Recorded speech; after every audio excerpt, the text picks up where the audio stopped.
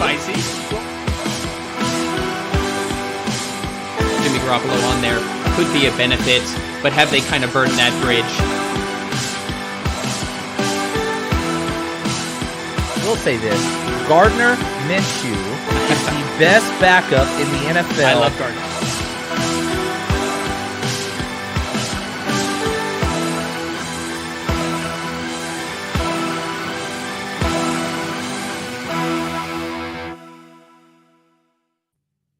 Welcome to 30 Minutes of Football with Legit Football, where we give you everything you need to know about the NFL this day in 30 minutes or less.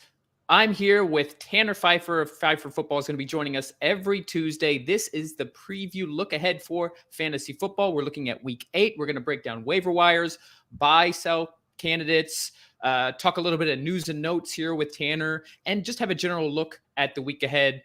Thank you guys. If you're listening or watching for the first time, don't forget to go ahead and subscribe either on YouTube or wherever you get your podcasts. Tanner, we're done with 7 weeks. Over 33% of the season is done. I feel like we're almost going too fast, so we got to relish it before it's gone. How are you feeling now? Man, I love the NFL. And yeah, you're right. Every week seems to be going by faster, so we do have to cherish it while it's here. And I do want to say I apologize if there's any lag or audio or video wise. I'm currently undergoing some different moving parts in my apartment right now, so just trying to get some stuff figured out. So I apologize for that, but I'm excited to be here, and thank you so much for having me. Of course, man. We'll roll with it. We're used to technical difficulties. That's part of doing a live show. I do like the new changing color background you have. It adds a nice little visual flair.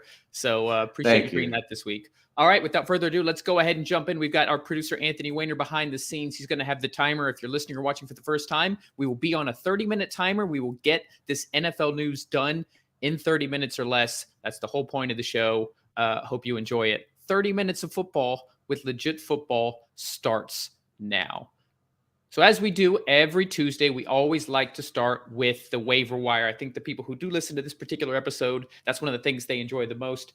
As has been the custom the past few weeks, I've got a long list of names, but Tanner, I want to hear from you first. Who are some people you're looking to add in fantasy football that should be on the waiver wire going into week 8? So, I mean, it depends on how available they are. But two guys, obviously, or I'll go over the first guy that jumps to my mind, and it's quarterback-wise, Daniel Jones. Never thought I would say that in my entire life. Yeah. Never thought I'd say that. Right now. He's ranked 8 overall in the league I'm in, and he's on the waivers, and he's rostered in only 29% of leagues. He's had at least 6 rushing attempts in every single game, and he rushed over 100 yards in this week for a rushing touchdown. So I think that ranks only behind Lamar Jackson. I mean, never thought I'd say that, but the Giants are 6-1. So what do? You got to add him. Well, he's on my list too. Like I said, I have a long list. He is the only quarterback I have on there. And if nothing else, it's the rushing floor that you get. We say it all the time. Rushing for a quarterback adds such a consistent floor in fantasy production that even if they aren't prolific passers, there's no real wide receiver targets for the New York Giants. It doesn't matter. He just ran for over 100 yards. He has more rushing yards than Najee Harris. That is one of the craziest stats that I've heard so far in the season. So I'm with you there, Tanner. I like Daniel Jones as an ad. Who is your second one? Who's another player that you're kind of eyeing here? So right now it's kind of open for the Carolina Panthers. And I like both backs that they have, Chuba Hubbard and Dante Foreman. So it's kind of a toss-up between those two. But Foreman did finish with, 15 rushes, something like that? Let me look. 15 rushes, 118 yards. Right. Pretty good. And I think that just the Panthers, and they're starting PJ Walker, they're probably going to be relying on these little short passes, screens to the backfield. And I think that Chuba Hubbard got a little banged up. Correct. So he did injure his ankle. Correct. They made it seem like it was not a big deal, that it was a minor injury and that he could have come back in the game. But two factors in particular, I'm with you there. Foreman is also on my list. Between the two, if you're only going to pick up one, I would pick up Foreman. He did lead the backfield. He got more touches and carries than Chuba Hubbard. Hubbard did get the touchdown, but Hubbard also banged up. So more volume, more opportunity, a little bit higher floor for Foreman. It's still the Panthers. We have to keep in mind, I think part of this was the Bucs are just melting right now. But hey, running back is thin. If you're going to add somebody, I like D'Onta Foreman. I'm just going to throw out a bunch of names because I have a long list and we've got other stuff to get to. Gus Edwards is my number one. I had him in a dynasty league. He's been on IR, tore his ACL with all the injuries the Ravens had at the start of last season. Did not expect him to come back and play as well as he did. He had about 66 yards rushing and 2 touchdowns. Didn't look explosive, but that's not really Gus Edwards' game. He was running physical. He was hitting the holes. The Ravens committed to the run, and it showed. Lamar Jackson only had 19 dropbacks, 16 total pass attempts. J.K. Dobbins has had a knee scope, and he's going to be out, it looks like, 4 to 6 weeks. So this is Gus Edwards' role. They did have a little bit of Kenyon Drake, a little bit of Justice Hill. Hill fumbled. Drake not as efficient. So I do like Edwards as the running back to add there in Baltimore. Tyler Algier, the guy I was highlighting all offseason. I love his talent. I love his physical running style in this Arthur Smith offense. He's on my list too. I loved how he looked coming out of BYU. And he is finally looking, scored his first NFL touchdown and got over 50 yards rushing. I like this. And it's clear the Falcons are going to commit to the run.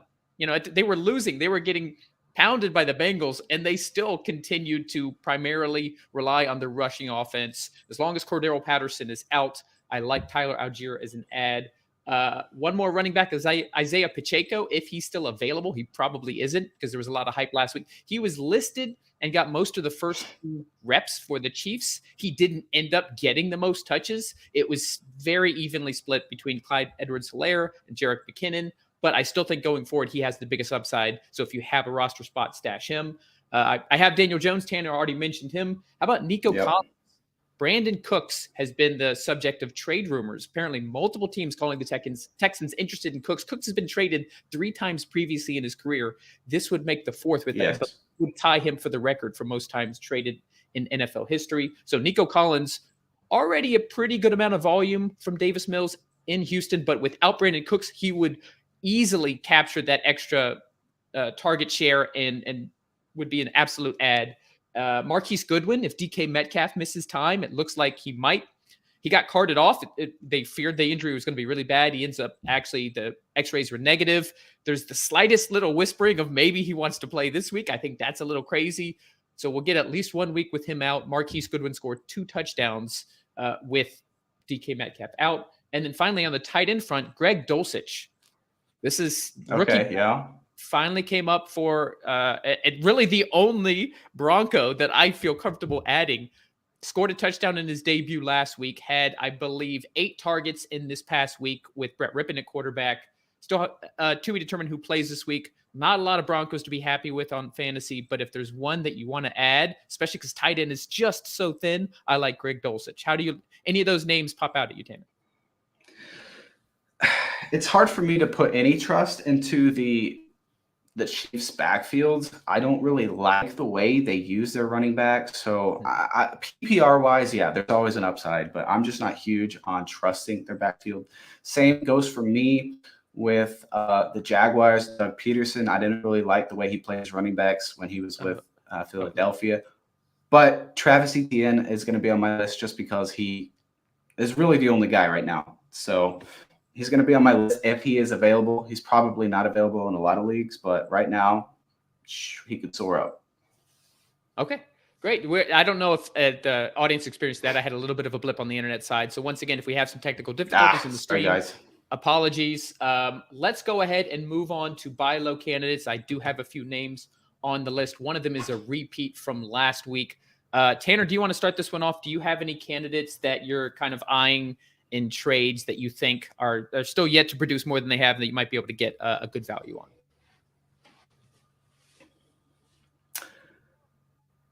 Or I can kick it off. I kind of have Christian McCaffrey on that list.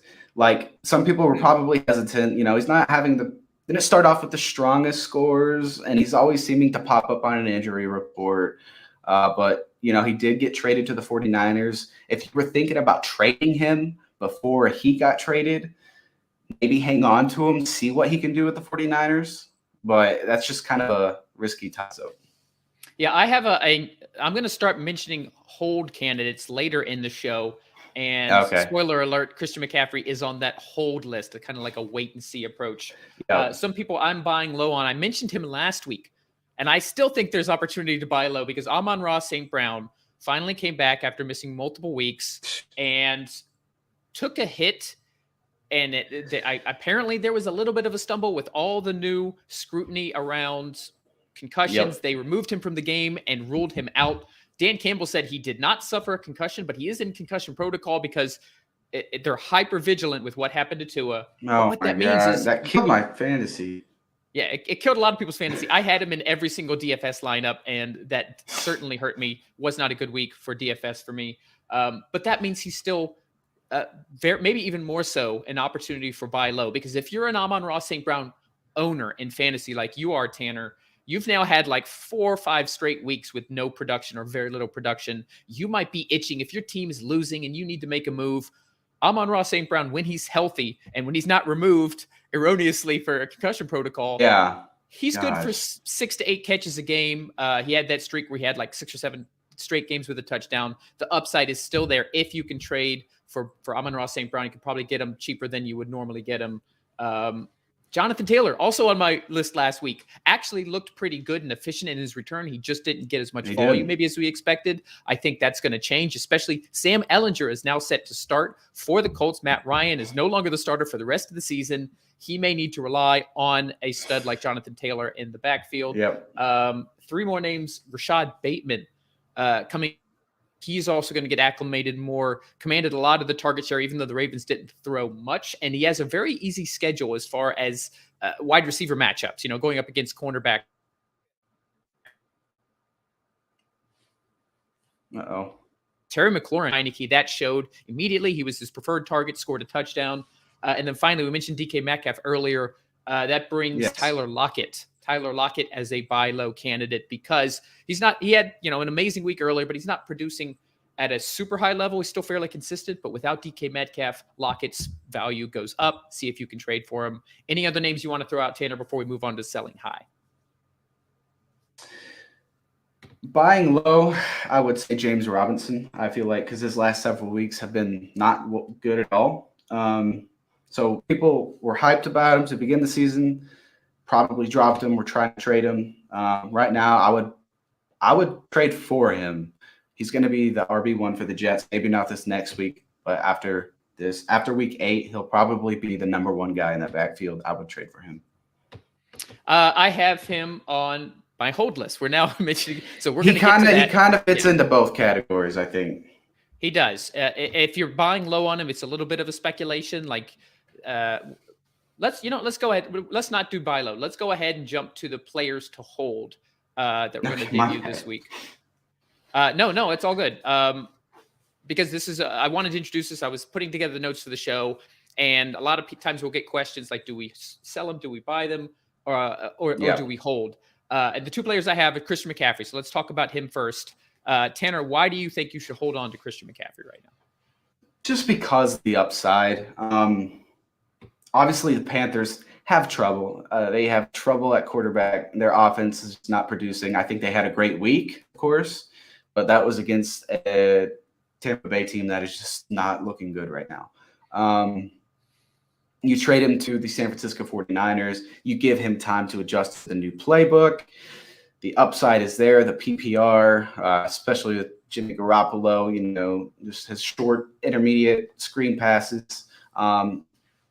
You're going to have Deebo Samuel that takes a lot of attention in the secondary. So you're going to have Christian McCaffrey available probably for those dump passes. He's elusive. He's Christian McCaffrey. When he's healthy, he's one of the best in the NFL. And like I said, if he's healthy, that just seems to be the problem with the 49ers. They seem to have a lot of issues keeping their running backs healthy. And they traded quite a bit of picks for him. So if he is healthy, they're going to play him. And the upside is just there. The ceiling is crazy. Yeah, and the reason I have actually both of the players, James Robinson and Christian McCaffrey, are both players that just got traded to new teams, and that's why I'm holding on them. CMC, you could probably definitely throw in the buy low. James Robinson's a little more like, yeah, if you really need a running back and if you get a good value for him, but we don't know what we're getting, especially James Robinson. So Robinson is going to both of these offenses are Shanahan offenses. You've got Mike LaFleur running the offense as the offensive coordinator in New York. And of course, you have Kyle Shanahan running the offense in San Francisco. Very running back, this zone scheme, running back friendly. Get your running backs out into space, one cut, hit the hole, and usually get chunk gains. So theoretically, James Robinson should produce well, but they really like Michael Carter. He came in after Breece Hall got injured, pretty much immediately busted out a 37-yard run. He was a second-round pick last year. He's still due to be productive. But with this running back-friendly offense, James Robinson could produce at a high level in a year where running back is so incredibly thin. I would hold on him. I'm definitely not selling him. Maybe buy, but I'm not selling James Robinson because I want to see what I get first. Same with Christian McCaffrey. I wouldn't sell him. There's a possibility he could work so well in this offense, in this yak offense of Shanahan, that he ends up as RB1 for the rest of the year in fantasy. So both of these guys, I'm holding on. Any additional thoughts here, Tanner, before we go ahead and move on to sell high? Just the James Robinson, Michael Carter thing. I thought, honestly, they were going to have all faith in Michael Carter to be that guy, to be the RB1. I think he's really good. But with James Robinson coming in, it's like, are they going to split it 50-50? It's kind of just puts me back in that if standpoint. So I don't know. I do like James Robinson. I love him. I think he's a great running back. But it kind of puts me like, well, is he going to be RB1 over Carter, or are they going to split it 50-50? That's why I would hold on to him and just see what happens. All right, let's we got about 40 seconds left until halftime. Let's go ahead and start the sell high candidate discussion. I will kick it off, and then we'll throw it over to you. You feel free to comment on any of these names. Players I'm selling high on, Sure. Deebo Samuel, for a few reasons. Deebo is still Deebo. He's got the name recognition. He can still produce. He did tweak his hamstring. He's day-to-day right now, so there's that injury concern. I still think you could sell high on him because he's Deebo Samuel. His value is much higher with Jimmy Garoppolo, but with Christian McCaffrey, does he take those running back? You know, a lot of Deebo's value is because he would get touches in the backfield. Christian McCaffrey there definitely eats into that, I think. McCaffrey also will eat into his receptions because he's such a threat catching the ball. That chime means it's halftime. We will continue this discussion. I want to talk a little bit more about Deebo and the other selling high candidates. This is our opportunity, guys. If you are listening, watching, and you've never subscribed to Legit Football, go ahead, legitfootball.com, enter your email address, the top 6 stories of the day, summarized for you, broken down, just telling you what you need to know, delivered direct to your inbox, 100% for free, 5 days a week, all year long. We do it in the off season, draft time, June, July, training camp, doesn't matter. Go ahead and subscribe. We'll also break down the injuries for you, which is super valuable. You're going to get an injury roundup in the bottom of the newsletter during the season. Once again, legitfootball.com, enter your email address, join for free. You can always unsubscribe. This is why we do this thing. Tanner, let everybody know where they can find you. I am on Twitter at Tanner Phifer NFL. You can see that right below. Instagram is Phifer Football. Got a community of about 55,000 followers. So make sure you guys join there. Also, please make sure you sign up for Legit Football. Consistent every single day NFL news in my inbox. It's great to have. Thanks, Tanner. And don't forget to follow Tanner everywhere. He's on TikTok as well. Anywhere he's putting out this NFL content, he's the guy to follow. All right, Anthony, let's go ahead and get that timer ready to start the second half. And I want to keep on this selling high discussion that we were having. So, sounds good. Talking about Deebo, what are your thoughts on selling high on Deebo? If you're a Deebo owner in fantasy, do you want to hold him? No, I'd sell him. Yeah. I'd sell him. Yeah. I'm not high on the 49ers offense in general. I just don't think they're that explosive. I don't. Now, Deebo Samuel is a great player. I'm not going to try to take that away from him. I'm not going to ever try to disrespect any players as an offense in general. I'm not high on the 49ers offense. They're just, I mean, you got George Kittle there. He's a big body dude. He's going to take a lot of attention as well. And Deebo Samuel, honestly, I just feel like he's just made that name for himself. So it's like you can really probably get more than he's worth fantasy-wise out of him. And that's what I would take advantage of right now.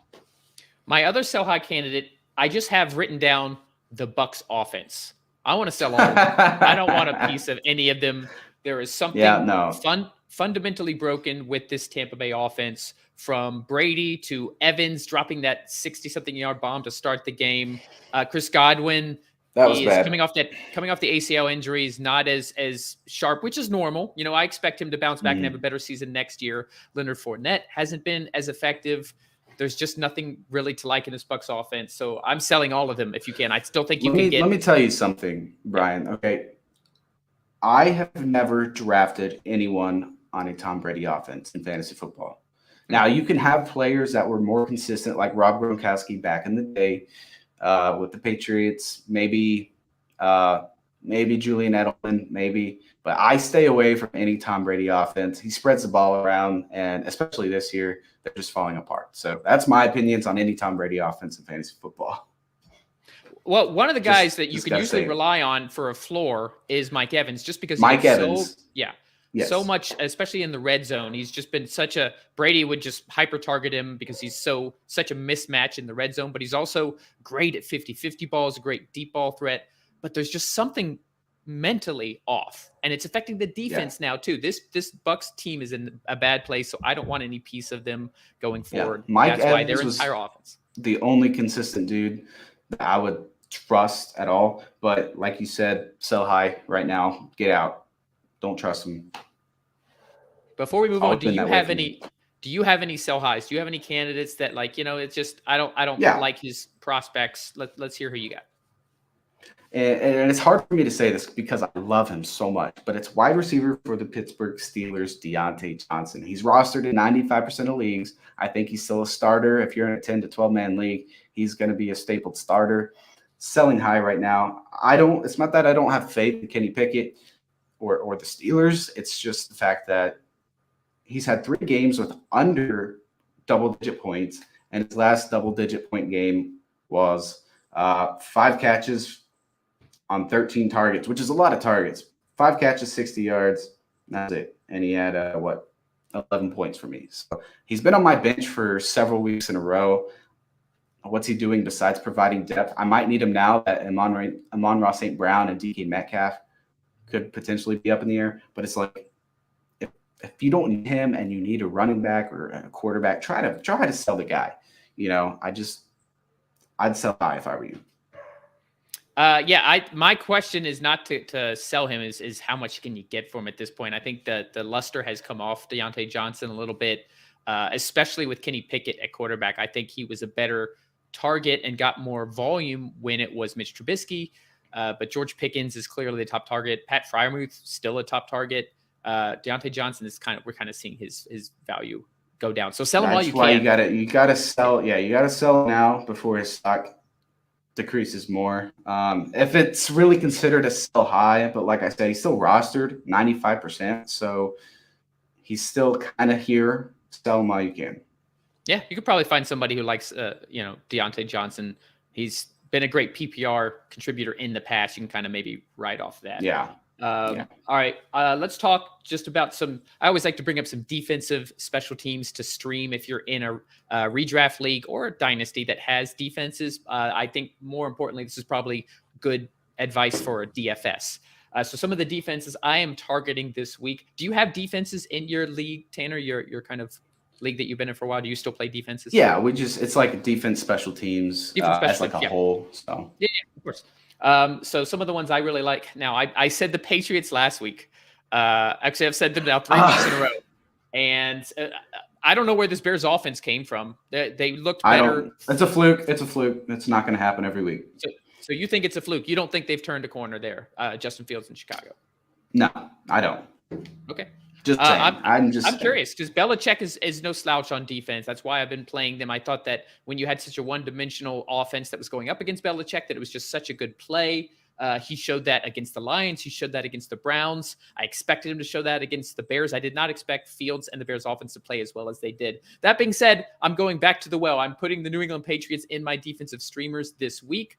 I just think that they're playing the Jets, and the Jets just lost Breece Hall. James Robinson, we don't know how up to speed he'll be. He's no Breece Hall from a talent level. Zach Wilson has actually been a liability, not a benefit to this Jets offense. And going up against Bill Belichick, they're going to scheme some stuff up that's going to confuse Wilson. Without that home run threat of Breece Hall, I just think that at the very least it'll be a low-scoring game. On the positive, it could be Zach Wilson throwing a few interceptions and the Patriots being able to take advantage. The Bills playing the Packers. I am actually recommending a defensive streamer against the Green Bay Packers. I hate it, but I have to agree. Yeah, we talked about the Bucs being broken. The Packers are broken too. Like, these are two quarterbacks who are. I think it might be their last year. I think we're aiming towards seeing the last of Brady and Rodgers. Let's talk a little bit about the Packers because we talked about the Bucs earlier.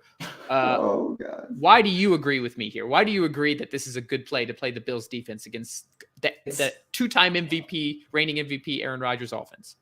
It's not because I believe Aaron Rodgers is going to throw interceptions. I don't. Well, he doesn't throw interceptions often at all. It's just because they have no receiving core. They're not utilizing their running backs. They're not scoring points. I mean, that's just the gist of it. So you're going to be getting like probably your base 10 points from the Bills defense. They're still ranked second overall, and that's with a beaten up secondary. I mean, the Packers are a broken offense right now, guys. They have scored 27 points in the second half all season long. I mean, they're just. I don't have confidence in Matt LaFleur. I haven't, even though he's produced 13 in 3 seasons and 3 years in a row. I've tried to tell people there's just something wrong with the guy when it comes to the consistency and the play calling and everything. It's just not good. They had 80 yards going into the fourth quarter against the Commanders. 80 yards of offense. Broken. Dude. No. Broken. I'm a Green Bay fan, so it pains me to root against them. But yeah, you gotta play the Bills defense against them. And finally, the Tennessee Titans defense, with 3 consecutive weeks of double-digit points as a defense, going up against the Houston Texans, who are not slouches, and they're able to move the ball, but they're not an explosive defense. So I just think this matchup sets up really well for Tennessee going up against Houston. They've been able to capitalize. They've been getting a lot of pressure on the quarterback, and that's what I like to look for. In a defense that I'm going to stream is, can they create pressure, which will lead to sacks, which gets you points, which could lead to fumbles, which could lead to interceptions, which could lead to defensive touchdowns. That's really the main formula to look at when it comes to playing a defense. Any defense on your mind, Tanner, or do you want to move on? I still have the Broncos. They're just tough. They're stingy. They're hard. Now, the last 2 weeks, it's hard to base off of that, but they're going against the Jacksonville Jaguars. Just lost James Robinson. Now, the Jags have been playing people pretty tough, but I don't know. It's still kind of, Trevor Lawrence is still finding a groove. The offense is still trying to find a groove. The biggest threat, I think, is Christian Kirk, and then past him, maybe Travis Etienne, maybe to worry about. I just think Pat Surtain is one of the best in the league at what he's doing, and he's only his second year in the league. I really like the Denver Bronco defense on paper. But I mean, if the Broncos defense is going to get you over double-digit points, they're getting you 16, 14. It's like, so I just like the Denver Broncos defense in general. I think they're pretty solid. Yeah, I mean, I can't argue with that pick. They'll be playing the Jags in London this week. So reminder to everybody out there, if you like to watch the London games, got to wake up a little bit earlier this week. All right, we got pretty much exactly 5 minutes left. Tanner, I want to go ahead and turn it over to our news and notes section. So just throw out some headlines, throw out some things you're hearing, throw out some things that you want to talk about as we close out the last 5 minutes of the show today. Yeah, so get this. I'm hearing a lot of buzz right now. Kareem Hunt trade rumors. Who's going to be interested? Thinking the Denver Broncos, even maybe the Los Angeles Rams. The thing is if you trade Kareem Hunt right now, you got to remember Kareem Hunt requested a trade before the season started, and the Browns were not going to entertain that. But now they might be double thinking that. Nick Chubb's not slowing down. He's a great running back, and it's post June 1st, right? So they're going to take zero dead money if they trade him away, and I think they're going to save, $6.25 million overall if they trade him away. and it's his last season. He'll be a free agent after this season anyways. So you don't want to let him walk in free agency. Why not get what you can out of him right now? He could be an RB1 for another team. Do you have any predictions of where you think he may end up? Like if you are a betting man and you're putting money on it, what is the team you think might end up landing him? It's between the Broncos and the Rams. Broncos, yeah, they did put Mike Boone on IR. They did sign Marlon Mack to their active roster, but he's going to take some time to adjust as well. They obviously do not have faith in Melvin Gordon to be the true RB1 there anymore, and I think he's playing on the last year of his contract as well. I think he may have signed a 1-year contract, but they obviously don't have faith in him. And there was a report saying that the Broncos were in on the Christian McCaffrey trade rumors. They were trying to make a push for Christian McCaffrey. Same with the Rams. The Rams obviously are always trying to in that, win now mode. And fun fact, the Rams have actually scored the second least amount of points in the NFL so far, only behind the Broncos. So the Rams are going to try to make a push to change something offensively right now, and getting a guy like Kareem Hunt, maybe trading away Cam Akers to a team who kind of. Well, I saw reports that was part of the McCaffrey offer that the Rams made to Carolina, was that Cam Akers was going to be part of the deal. I could see the Rams.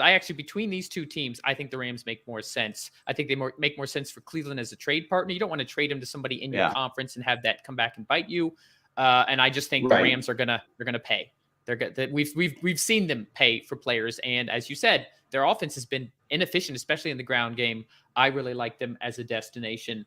Who else? What other news? What other things are you hearing out there? Just the whole buzz on Chase Claypool to the Green Bay Packers. I'm just at the point. I think if the Green Bay Packers don't make a move, Aaron Rodgers might go off on somebody, and he'll publicly do it, because I know he's got to be frustrated. They got to make a move. I'm not saying Chase Claypool is the right move, but obviously right now George Pickens, Deontay Johnson, Pat Freiermuth are the dudes in the Pittsburgh offense. Claypool's kind of just the dude who's standing out right now. Still on that rookie contract, I believe. So there's not much risk if you trade for him. It's probably going to be a mid to late round pick or a package of late picks for Chase Claypool. The upside is there, especially in an offense that needs a true wide receiver one. I think it's something that could happen potentially. What do you want to happen as a Packers fan? Not just with Claypool, but yeah, obviously that they need receiver help bad. Who would you like to see them sign or target in a trade? Trade deadline is November 1st, I believe, next week. So we basically would have to get done in the next week. I don't really know who I'd rather than target. I'm cool if they go for Chase Claypool. I think there are better targets, but realistically, I don't know who. What about Brandon Cooks? Try to get Brandon Cooks. I like him, I do, but he's had so many concussions in his career. He's always kind of a question mark when it comes to injuries, and that's just the last thing the Packers need right now. He's not exactly going to be cheap, and they don't really necessarily need that kind of shorter slot guy. So I'm not high if they trade for Brandon Cooks. I would rather them go for someone a little bit younger, Chase Claypool, with a little more upside and ceiling. And obviously the Packers have known that want to trade him, but I would love to see them go after him. We have 16 seconds left, and we do have a question, so let's go ahead and pop that up. Benvolio, Tyreek and Montgomery for JT and Amari Cooper. Who wins? So we're choosing, I guess, which side of this trade makes a little more sense. Let's quickly give our comments, and then we'll wrap up the show. So Tyreek and David Montgomery for Jonathan Taylor and Amari Cooper. I would take the Tyreek and Montgomery deal. I'm not big on Montgomery, but Tyreek I would take him. I don't like Amari Cooper in Cleveland, so yeah, this is an interesting one. JT still has the possibility. I'm curious to see what he's like with Ellinger at quarterback. I think they're going to lean on him a little bit more. Amari Cooper has been actually pretty consistent in Cleveland as the number one target for Jacoby Brissett. What's it like when Deshaun comes back? Does his value go up more? Tyreek is a slam dunk as far as what he's been able to do in that McDaniels offense with Tua and Montgomery. they're getting Khalil Herbert mixed in. I have to lean JT and Amari. It's not a slam dunk. It's the scales kind of could go either way, but I like that Jonathan Taylor was RB1 in fantasy last year. I still think he has that ability, and Amari Cooper has been steady with Brissett. Value could go up even more when Watson returns. Thanks, That's good points. That makes sense. Thanks, Benvolio, for throwing that question in right at the last second. Let's go ahead and wrap it up. That is the end of the show. Any last thoughts before we wrap up as we look ahead to Week 8 in the NFL? No, man, I'm just excited, basically halfway through the season. I just want to see the Packers win. That's it. I'm a Green Bay fan. I want to do something. We got to make a move, whether it's staff-wise or player-wise. I'm excited to see what the Green Bay Packers can do. Aaron Rodgers, if you get a chip on his shoulder, man, he's going to make you pay. So I'm kind of pumped to see what he does. This is not a good week for that, though. Obviously, I haven't done my game picks yet. I know. But those that don't know, if you're watching or listening for the first time, first of all, follow me at _legitfootball. I release my game picks against the spread and straight up for all the week action. I went 9-5 against the spread last week, 10-4 straight up. I'm not going to be picking the Packers. Just want to throw that out there. Tanner, I wouldn't pick them, no. Yeah. Thank you for joining me, Tanner. Thank you for listening or watching. This has been 30 Minutes of Football with Legit Football. Don't forget, we got our Power Ranking show tomorrow at 6 p.m. Eastern, 3 p.m. Pacific. We'll see you then. Thanks, guys. Thanks, guys. See ya.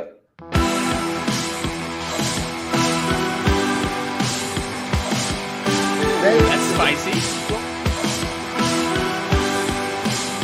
Jimmy Garoppolo on there could be a benefit, but have they kind of burned that bridge? We'll say this. Gardner Minshew is the best backup in the NFL. I love Gardner.